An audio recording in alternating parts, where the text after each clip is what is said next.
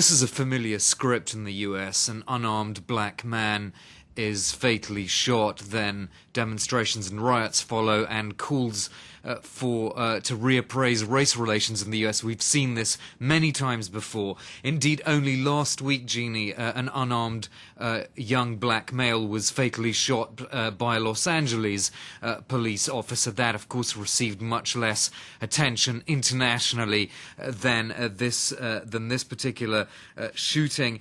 There are a lot of things about Ferguson that are not unique, actually, when you look at them. Firstly, de facto segregation, that's to say white people living in particular neighborhoods and black people living in other neighborhoods, with the two groups going to essentially their own schools.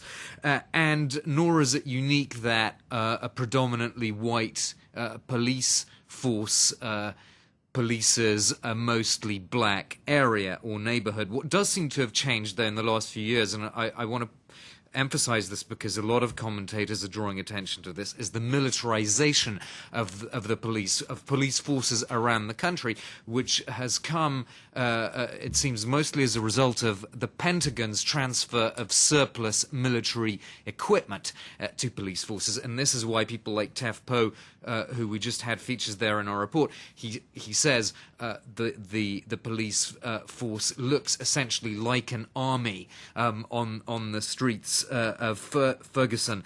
So when you put that militarization in the context of Ferguson, where you mentioned mostly white administration, white mayor, white city council with only one black member, and a 94% white majority police force, you get a very combustible mix indeed.